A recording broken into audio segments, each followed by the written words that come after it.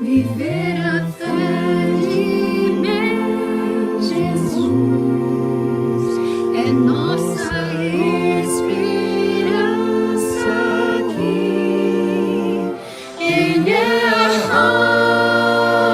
rocha e fortaleza, a Deus por isso graças dou. O seu amor é sem igual, concede a fé para vencer, justiça eterna que nos livra e nos concede renascer, justificados pela fé, nós temos paz para com Deus por meio de nosso Senhor, por sua graça, sim, eu salvo sou, justificados pela fé, nós temos paz para com Deus por meio de nosso Senhor, por sua graça, sim, eu salvo sou.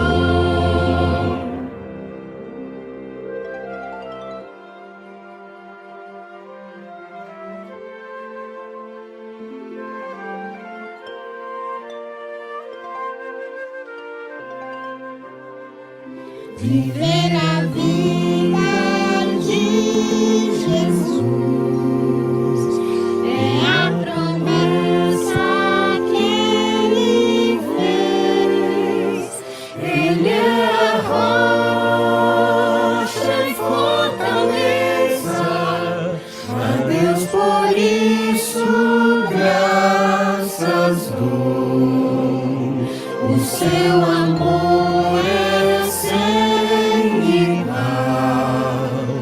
concede a fé para vencer, justiça eterna que nos livra e nos concede seu poder, justificados pela fé, nós temos paz para com Deus por meio de nosso Senhor, por sua graça, sim, eu salvo sou, justificados pela fé, nós temos paz para com Deus por meio de nosso Senhor, por sua graça, sim, eu salvo sou.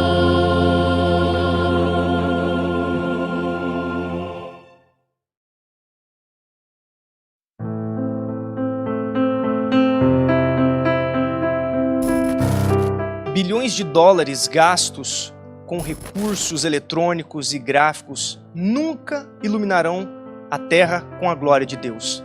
O que nós precisamos, o que nós mais necessitamos é de ouvir esta mensagem, de entender esta mensagem e de viver esta mensagem pela graça do Senhor Jesus Cristo.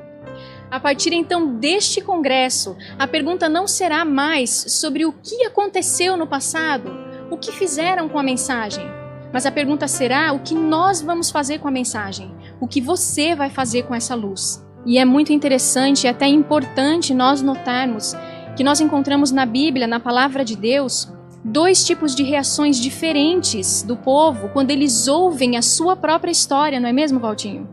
Exatamente. No livro de Atos, no capítulo 2, no discurso de Pedro, Pedro está falando a respeito de uma história de rejeição, uma história de morte em que a nação de Israel havia matado o Messias.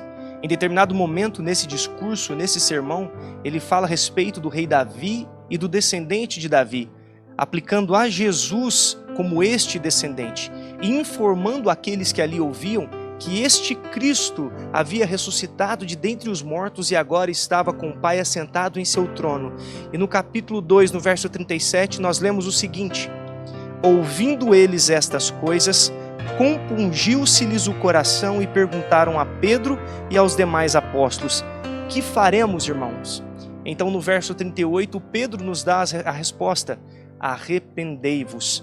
No mesmo livro, no capítulo 7 do livro de Atos, nós temos o discurso de Estevão. Estevão ali está retratando toda a história de Israel, desde Abraão, e ele culmina esta história na rejeição do Messias.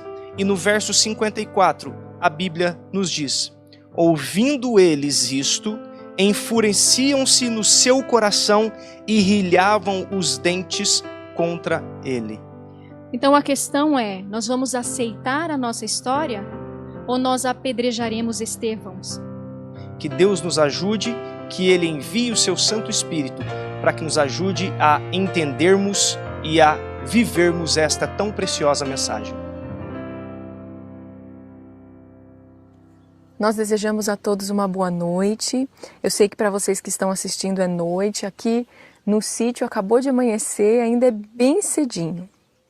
Mas eu espero que você assista a todas as palestras em sua sequência, porque nós estamos acompanhando a nossa história. Então assista desde a primeira e vamos acompanhando até a última, tá bem? Bom, nós temos estudado algumas coisas que têm sugerido que a nossa história está de cabeça para baixo. E, na verdade, esse é o título da mensagem de hoje, nossa história de cabeça para baixo.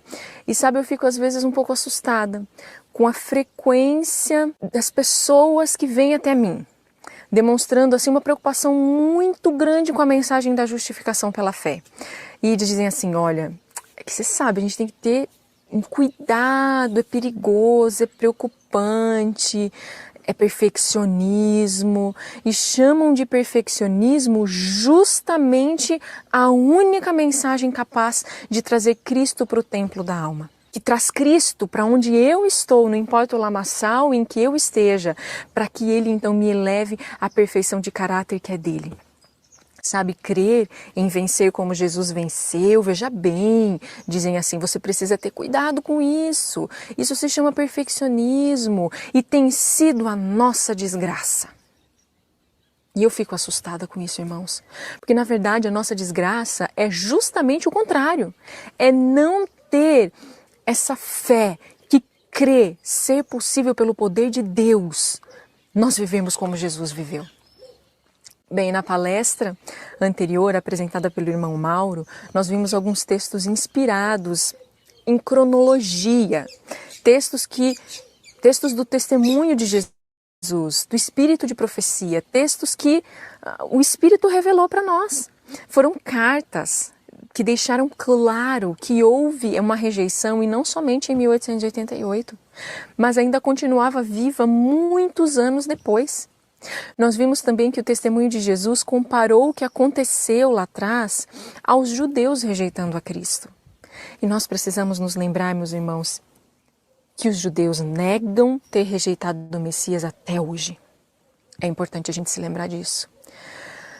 Mas afinal, nós rejeitamos ou nós aceitamos a mensagem de 88 em algum momento na nossa história? Será que hoje nós temos pregado a mensagem que foi dada lá atrás?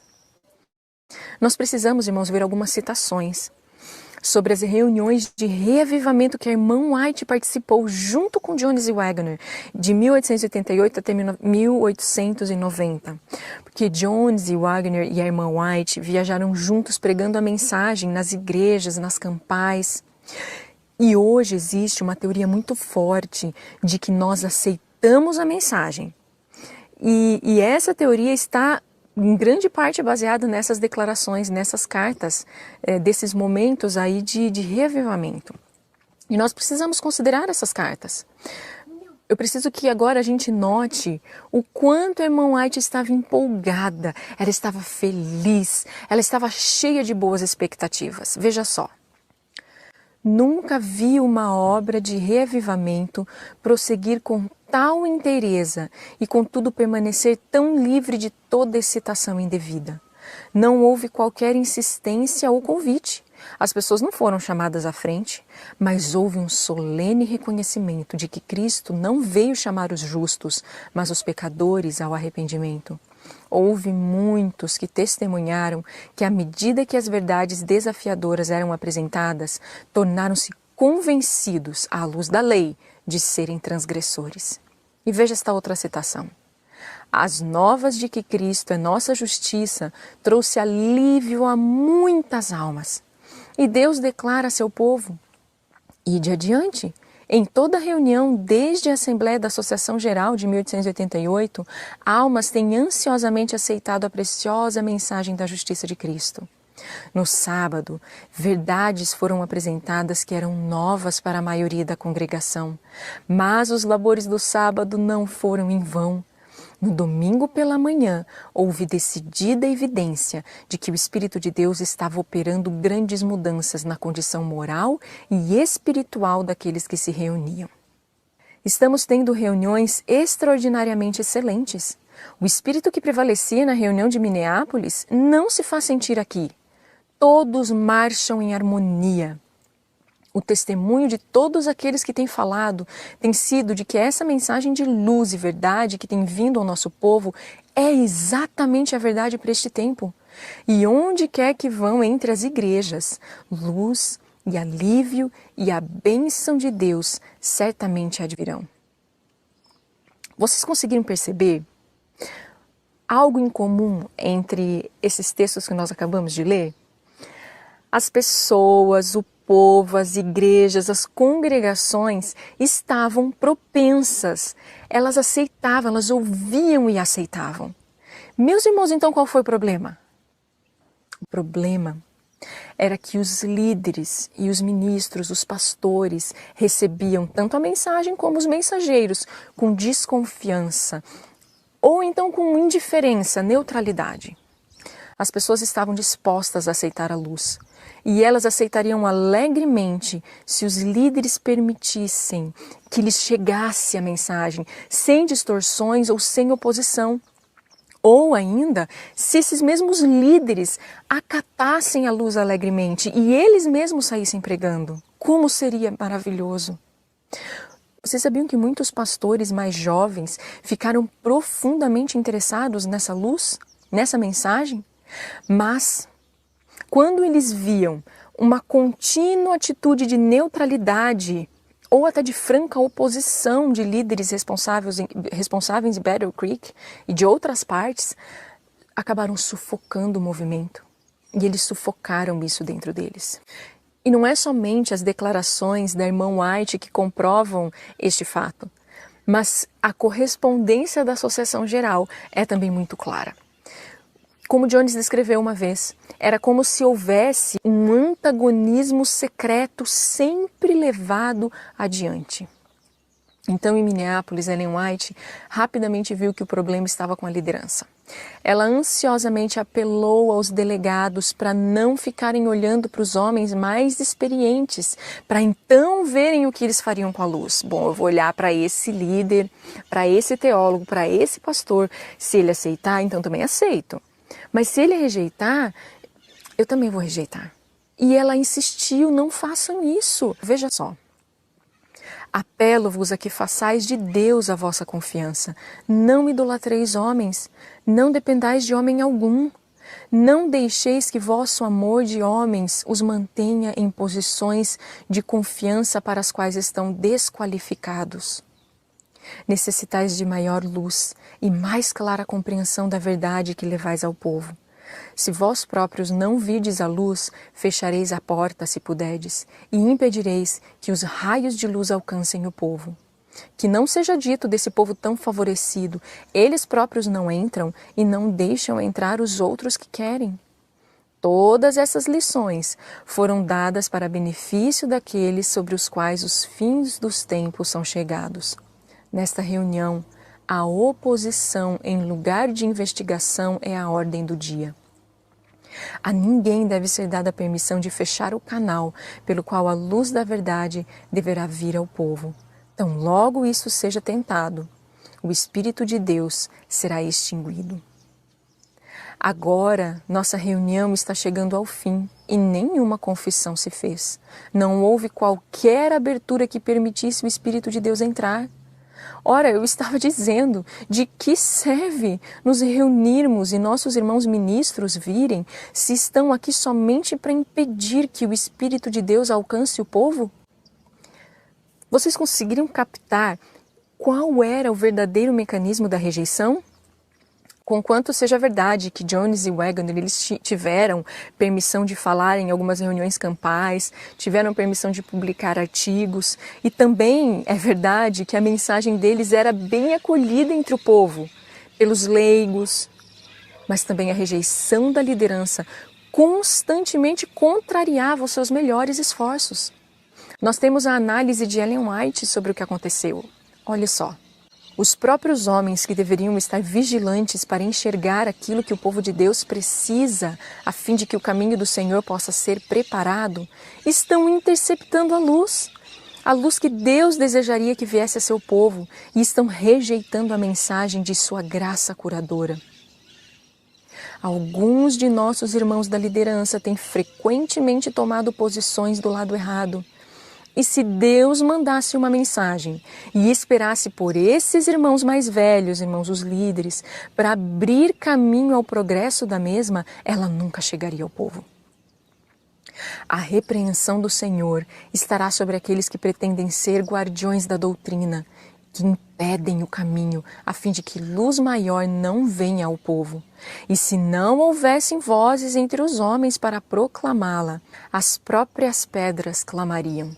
É a frieza de coração, a incredulidade dos que deveriam ter fé que mantém as igrejas na debilidade. E bem nesse tempo em que essas cartas foram escritas, tanto Jones quanto Waggoner eram persona não grata para os líderes em Battle Creek. Nós vamos ver em uma palestra posterior que o próprio editor da Review and Herald era o opositor mais influente. E Ellen White declarou que o próprio novo presidente da Associação Geral, abre aspas, agiu como Arão em relação aos homens que têm sido opostos à obra de Deus desde a Assembleia de Minneapolis. O presidente da Associação Geral foi diretamente contrário às advertências e admoestações a ele dadas em relação aos acontecimentos posteriores a 1888. É claro que os irmãos oponentes achavam o seguinte: a mensagem não vai ser bem recebida pelo povo, porque nós próprios, sendo líderes, sendo autoridade da igreja, nós não a recebemos, o povo não vai receber. Mas quando os relatórios chegaram contando sobre a aceitação do povo e os maravilhosos resultados da pregação desse inspirado trio, Jones, Waggoner e Ellen White, eles ficaram muito contrariados. Irmãos, isso é doloroso. É doloroso ver que a irmã White escreveu que a aprovação do Espírito Santo à obra do trio inspirado só fazia deixar os líderes mais desconfortáveis ainda. Note que a irmã White não estava preocupada com uma minoria insignificante de irmãos desconhecidos, como parece querer se propagar hoje em dia. Eram pouquinhas pessoas que rejeitaram. A irmã White não estava preocupada com pouquinhas pessoas insignificantes. Ela estava preocupada com o impacto que líderes responsáveis pela obra, influentes, ela estava preocupada com isso, o impacto que eles teriam. Posteriormente, quando viram e sentiram a demonstração do Espírito Santo testificando que a mensagem era de Deus, odiaram-na ainda mais, porque era um testemunho contra eles. Não quiseram humilhar o coração para se arrepender e darem a Deus a glória e vindicarem o direito. Veja que os reavivamentos, na verdade, que estavam acontecendo, eram um poderoso testemunho de que Deus havia colocado o seu selo à mensagem e aos mensageiros. O experimento que podia provar se aquela mensagem era luz ou trevas foi feito no laboratório das igrejas, foi feito entre o povo comum e funcionou.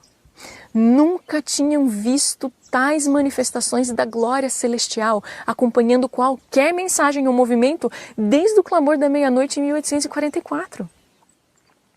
Agora, conquanto tenha havido um determinado esforço para tornar de nenhum efeito a mensagem que Deus enviou, os seus frutos têm demonstrado que derivava da fonte de luz e verdade. Os que têm permanecido a impedir o caminho contra toda a evidência não podem ser vistos como possuidores de grande visão espiritual, visto terem por tanto tempo fechado os olhos à luz que Deus enviou a seu povo. Haverá resistência dos que esperávamos que se empenhassem em tal obra. E a irmã White ficou esperando que houvesse uma mudança de coração nos líderes assim que eles vissem a prova incontestável. E o texto a seguir poderia até ser citado como evidência de que a mensagem de 1888 foi aceita pela liderança da igreja. Mas vamos ler juntos. Vi que o poder de Deus acompanhava a mensagem onde quer que fosse proferida. Impossível tentar fazer o povo em South Lancaster crer que não se tratava de uma mensagem de luz que lhes alcançava. Deus determinou realizar esta obra. Trabalhamos em Chicago. Foi uma semana antes de ter havido uma interrupção nas reuniões.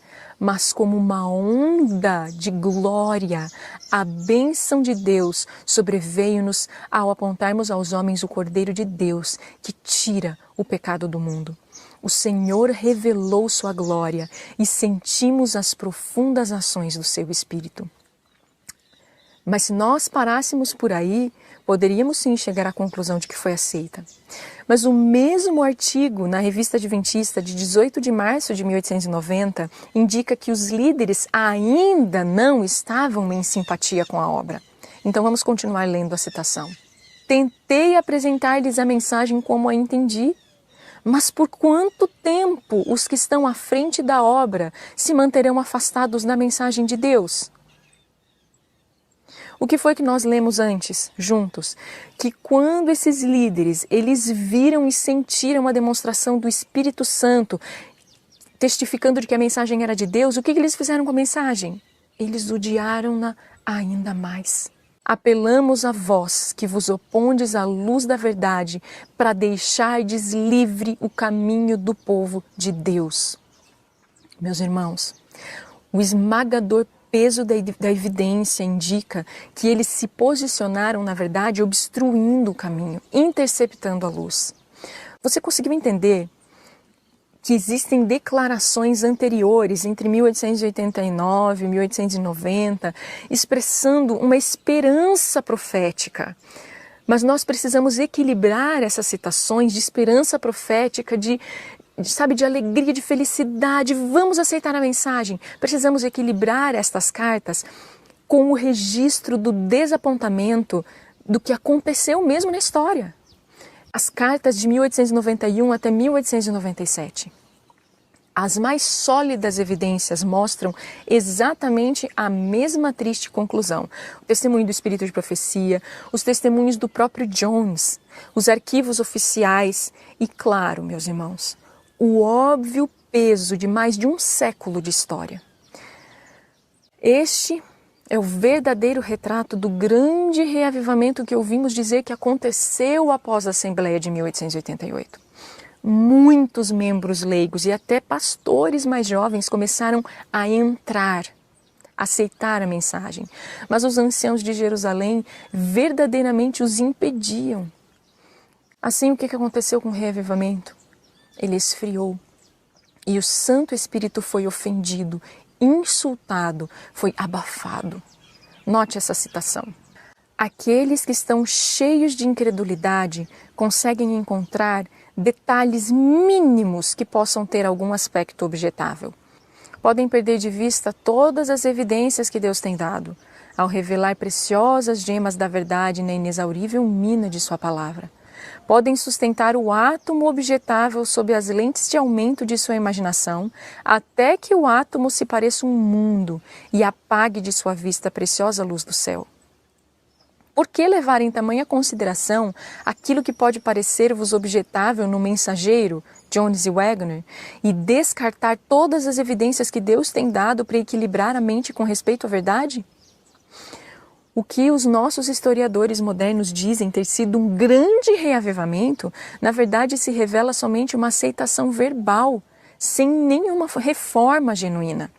Veja o que foi escrito sobre Minneapolis 10 anos depois. Sinto especial interesse nos movimentos e decisões que serão feitos nesta Assembleia com respeito às coisas que deveriam ter sido feitas anos atrás, especialmente 10 anos atrás, quando estivemos reunidos em Assembleia. E o Espírito e poder de Deus vieram à nossa reunião, testificando que Deus estava pronto para operar por este povo, se este se dispusesse em ordem de ação. Os irmãos concordaram com a luz que Deus havia dado, mas houve os que estavam ligados às nossas instituições, especialmente ao escritório da Review and Herald e da Associação Geral, que introduziram elementos de incredulidade, de modo que a luz concedida não foi posta em prática. Foi acatada, mas nenhuma mudança especial foi feita para fazer com que tal condição de coisas propiciasse ao poder de Deus ser revelado entre o seu povo. Então, alguns irmãos reconheceram em 1893 que, por terem rejeitado a reforma, o reavivamento também se esfriou e se encolheu. Jones declarou o seguinte: irmãos, é chegado o tempo de assumir nesta noite o que nós rejeitamos lá em Minneapolis 4 anos antes. Nenhum de nós jamais foi capaz de sonhar até agora com as maravilhosas bênçãos que Deus tinha para nós em Minneapolis. E o que já estaríamos desfrutando durante estes 4 anos se os corações houvessem estado prontos para receber a mensagem que Deus enviou. Estaríamos 4 anos à frente e em meio às maravilhas do próprio alto clamor nesta noite. Irmãos, e veja a carta seguinte de Ellen White, que ela leu na mesma Assembleia. A oposição em nossas fileiras tem imposto sobre os mensageiros do Senhor uma tarefa laboriosa e probante, pois eles têm enfrentado dificuldades e obstáculos que não careciam existir. Todo o tempo, pensamento e labor requeridos para neutralizar a influência de nossos irmãos que se opõem à mensagem foram grandemente tirados do mundo, dos rápidos juízos de Deus. O Espírito de Deus esteve presente em poder no meio de seu povo, mas ele não pôde ser-lhe concedido, porque não abriram o coração para recebê-lo. Não é a oposição do mundo que temos de temer, mas sim os elementos que operam entre nós mesmos que têm impedido a mensagem. Amor e confiança constituem uma força moral que teriam unido nossas igrejas e assegurado a harmonia de ação. Mas a frieza e desconfiança acarretaram desunião que nos destituíram de nossa força. A influência que se desenvolveu a partir da resistência à luz e à verdade em Minneapolis tenderam a tornar de nenhum efeito a luz que Deus concedeu a seu povo mediante os testemunhos. Porque alguns dos que ocupavam posições de responsabilidade estavam levedados com o espírito que prevaleceu em Minneapolis, um espírito que anuviou o discernimento do povo de Deus. Veja um exemplo. O secretário da Associação Geral, Dan Jones, escreveu muitas cartas a várias pessoas. E essas cartas não conseguem disfarçar a antipatia pessoal que ele tinha pela mensagem e pelos mensageiros. Ao mesmo tempo, irmãos, em que ele professava ter aceitado a doutrina da justificação pela fé. Nunca aconteceu algo em minha vida que me abatesse desse jeito. Sinto-me tão mal com toda essa questão que dificilmente sei como agir ou o que fazer.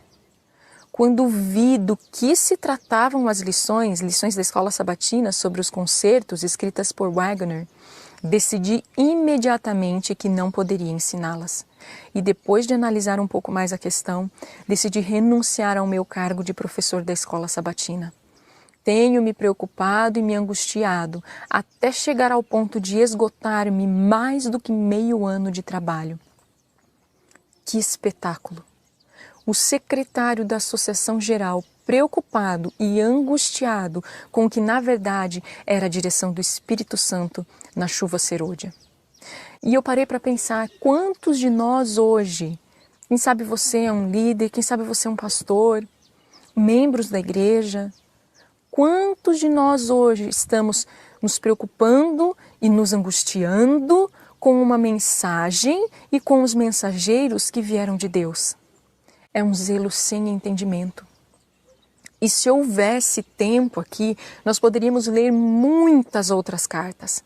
Mas é doloroso demais, meus irmãos, olhar por cima do ombro dos nossos irmãos lá de Battle Creek e ler as suas cartas de rejeição e de oposição. Então, por que nós devemos fazê-lo? Porque pode nos fazer bem saber que algum dia os outros lerão as nossas cartas e vão discernir a atitude do nosso coração para com a obra de Deus. Irmãos queridos, nós precisamos aprender com a nossa história. Uma profunda inimizade contra a mensagem e contra os mensageiros fez com que bons irmãos, zelosos, lá no passado, dessem ouvido a rumores infundados e a relatórios distorcidos e fez com que eles rejeitassem. E assim como os judeus, que rejeitaram a Cristo com base na lógica, em bons argumentos, os nossos líderes no passado rejeitaram a mensagem de Deus. Porque os judeus eles pensaram que tinham muitas evidências bíblicas que tornava impossível Jesus ser o verdadeiro Messias. Por acaso houve algum profeta vindo da Galileia? Algum dos líderes em Jerusalém acreditava nele? E claro, a personalidade de Jesus também irritava muito. Note como a história se repete. Mesmos argumentos muitas vezes, a mesma coisa acontece. E é tarde demais para esses nossos irmãos de um século atrás cavarem fundo o suficiente o coração para se arrependerem de rejeitar o derramamento mais significativo do Espírito Santo desde o Pentecostes. Graças a Deus, irmãos, ainda não é tarde demais para mim e para você. Nós temos andado pelo mesmo caminho que eles andaram. Irmãos, essa terrível constatação deveria levar o remanescente, eu e você, a cair sobre os joelhos do arrependimento dos séculos. Porque o remanescente, irmãos, é honesto de coração. Isso tudo que aconteceu não significa que a guerra foi perdida. Longe disso. Somente uma batalha foi perdida. Mas um exército que perde uma batalha, meus irmãos, é obrigatório que a gente tente descobrir por que a derrota teve lugar. Um exército inteligente e sábio vai estudar cada detalhe da história. Cada detalhe, não importa, são coisas feias, são coisas... Não importa. Quem é inteligente e sábio vai querer estudar cada detalhe para nunca mais cometer os mesmos erros. Mas Satanás tem uma mente muito hábil para reivindicar a sua vitória antes que ela seja completa. E nós costumamos dizer de forma oficial que lá em 1888 Satanás foi derrotado. E que os poucos que rejeitaram a mensagem, na verdade reconheceram o erro, nós abraçamos a verdade de forma plena. E o que Satanás fez a respeito disso que tem sido pregado? Sabe o que ele fez? Ele permite que a gente saia por aí proclamando a nossa vitória. Ele aceita de bom grado que nós falemos dele como derrotado. E ele até finge jazer prostrado aos nossos pés. Mas, se nos levantarmos para contar a verdade à igreja, então os planos enganosos de Satanás vão deixar de funcionar. Ele é o maior beneficiado em que não abordemos estes assuntos, não abordemos a nossa história, porque aí nós permanecemos em engano, cometendo os mesmos erros, até que seja tarde demais para sempre. Portanto, o desejo dele é que não conheçamos a verdade a respeito da nossa história de 1888. Mas se não podemos ler o passado corretamente, não seremos capazes de interpretar nem o presente e muito menos o futuro de modo correto, à medida que as coisas forem se desenrolando diante dos nossos olhos. Sabe, meus irmãos, essas verdades, tem muita gente que diz assim, Carol, mas isso tudo é muito sombrio e desanimador. Meus irmãos, eu não acho que seja. Se nós amamos aquele que é a própria verdade, isso não vai ser desanimador para nós. Quem odeia a verdade e não quer nem ouvir a verdade é o inimigo de Deus. Reconhecer e amar a verdade é o único modo de nos aproximarmos de Deus, que é a própria verdade. Meus irmãos, é sim verdade que a nossa história é um claro chamado ao arrependimento. E nós devemos nos lembrar que o chamado ao arrependimento não é uma coisa má. É sempre positivo e restaurador. Sabe, irmãos, nós sabemos que os que retratam a nossa história de 1888 como uma gloriosa vitória são pessoas muito sinceras. Desejam preservar a imagem da igreja. Porque muitos críticos têm se levantado para dizer que a vitória conquistada por Satanás lá em 1888 e posteriormente ela foi completa. De modo que a igreja agora está numa situação que não tem mais jeito, não há mais o que fazer. E isso não é verdade. Mas essas falsas ideias criam raízes e vão florescendo na mente de muitas, no coração de muitas pessoas. Mas nós precisamos nos lembrar que Israel nunca se torna Babilônia. Mas Israel passa por períodos de cativeiro. O Senhor, na verdade, sempre traz novamente para dentro de suas próprias fronteiras, abatida e arrependida. Sabe, nós devemos sim buscar desmentir a esses críticos que condenam a igreja como se não tivesse mais jeito. Mas, irmãos, ao desmentirmos esses críticos, não podemos negar a verdade da nossa história. Irmãos, nós precisamos nos humilhar diante de Deus. Haverá grande humilhação de coração perante Deus, da parte de cada um dos que permanecem fiéis e verdadeiros até o fim. Note que nessa experiência não existe nenhuma evidência de que Deus descartou sua igreja. Pedro, quando se lançou ao chão no Getsêmani ao descobrir quem ele realmente era, ele desejou morrer. E só então ele foi convertido.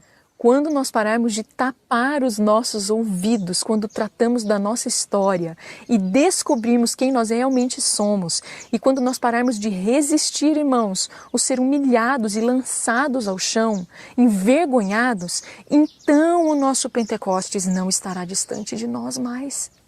Uma verdadeira compreensão do que aconteceu em 1888 nos leva a perceber nossa verdadeira condição. Se nenhuma das citações que nós lemos hoje existissem, só a lógica e a simples razão já seriam capazes de nos fazer a chegar a algumas conclusões. Por exemplo, o alto clamor deveria ter um efeito sobre o encerramento da obra como um fogo sobre a palha, como nós já vimos. Nós conhecemos a frase, os últimos acontecimentos serão rápidos. Mas em lugar de desenvolver-se como fogo em palha, tem havido mais de um século de vergonhosa fumaça, arrastando-se vagarosamente. É como se nós estivéssemos tentando acender o fogo com as nossas próprias faíscas, enquanto almas humanas estão nascendo mais rápido do que as alcançamos com a nossa mensagem. A única conclusão razoável é de que o fogo foi extinguido por nossas ações, não por determinação divina. Número 2. O alto clamor devia vir como uma luz, iluminando a terra toda com uma glória maior que toda demonstração de poder celestial até agora. E ainda é evidente que os reis da terra ainda não se uniram aos mercadores da terra para lamentar a queda da grande Babilônia. Que a profecia diz que rapidamente será levada à desolação pela poderosa pregação do alto clamor. E isso não aconteceu? Mas a luz da poderosa mensagem do quarto anjo começou a brilhar de forma impressionante em 1888. O que aconteceu? A única conclusão razoável é que a luz foi apagada por nossa culpa, por instrumentalidades humanas. Ponto 3.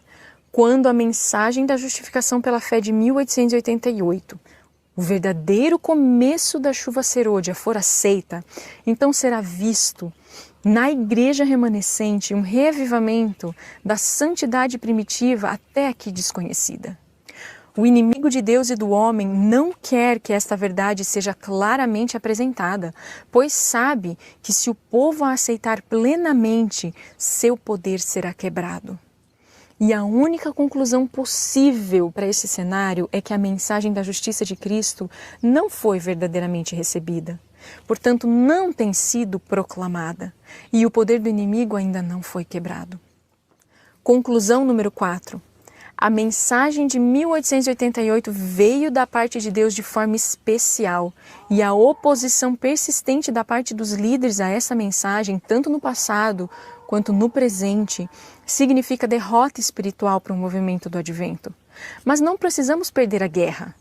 Porém, nós precisaremos reconhecer nesta geração toda a verdade dos fatos, e só então será possível retificar plenamente o trágico erro. Mas as boas novas, meus amigos e meus irmãos queridos, é que isso pode ser feito. E o Deus vivo e poderoso está esperando para nos ajudar nisso. E eu quero orar com vocês. Querido e grandioso Senhor, nós queremos louvar o Teu nome, porque ainda há chance para cada um de nós. Nós agradecemos, Pai, porque o Senhor tão misericordiosamente tem enviado novamente essa mensagem nos nossos dias, no nosso tempo, e nós vamos poder ver o grande agir do Teu Santo Espírito sobre nós e sobre a Tua Igreja. Mas, Pai, concede-nos olhos que vejam, concede-nos o verdadeiro arrependimento, para que possamos ser restaurados, que possamos, Senhor, deixar de andar nos maus caminhos. Por favor, Senhor, nós imploramos estas bênçãos, imploramos o Teu Santo Espírito sobre a Tua Igreja mais uma vez. Em nome de Jesus. Amém.